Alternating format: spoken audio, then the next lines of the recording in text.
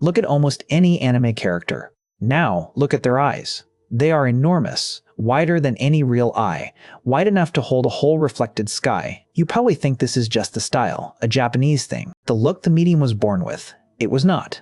Those eyes were borrowed, imported from another country by one man copying cartoons that were never Japanese at all. And the reason they stuck has nothing to do with beauty. It has to do with effort. Let me show you. Go back to the early days of animation in the West. Mickey Mouse, Betty Boop, the first wave of American cartoons. Watch what the artists did to their faces. They blew the eyes up. Round, glossy, far too big for the head. There was a cold reason for it. Early animation was crude. The bodies were simple shapes. You could not show a feeling through a finger or a shoulder. There was not enough drawing there to carry it. But the eyes could carry it. A big eye has room. Room for a highlight to tremble. Room for a pupil to shrink in fear.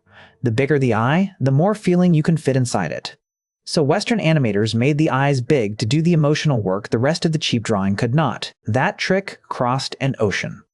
There was a young Japanese artist who grew up watching those films. The most repeated story is that he adored early Disney and the Fleischer cartoons, and studied them frame by frame. His name was Osamu Tezuka. After the war, he started drawing comics and then films, and he took the thing he had loved as a child and made it his own. He gave his characters those same huge, glossy Western eyes. Look at Astro Boy. Look at his earliest heroines. The eyes are pure Disney, filtered through one Japanese hand. And here is where it could have stopped. A borrowed style, a passing fashion. But it did not stop. It spread. Because Tezuka was not just popular, he was copied. Endlessly. A whole generation of artists grew up reading him, then drawing like him. Their students drew like them. The big eye passed down like an inheritance, one drawing hand to the next. That is how a borrowed trick becomes a native language. But there was a second reason it survived. A practical one. And this is the part most people never hear. Anime was always made under pressure. Tight budgets, brutal deadlines, thousands of drawings, and almost no time to make each one. So the artist asked a quiet question. Where do we spend our effort? And the eyes won. Every time.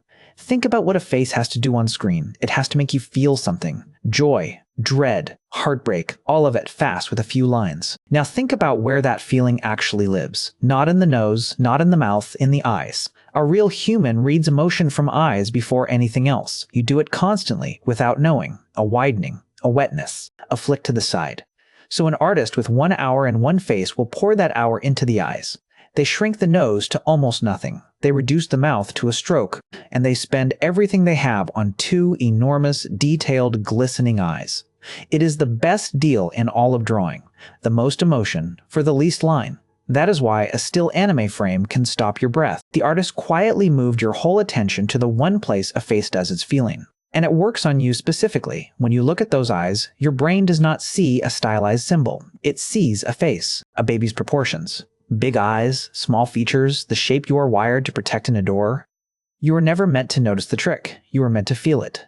A man in Japan loved some American cartoons. He copied their oversized eyes. A whole industry copied him, then kept those eyes because they were the cheapest way to break your heart. 100 years of borrowed shorthand, refined into the most efficient emotion machine ever drawn. So the next time an anime eye fills the screen and something in your chest tightens, you will know it was built that way. Not to look beautiful, to reach you in the one place a drawn face can. Now you know.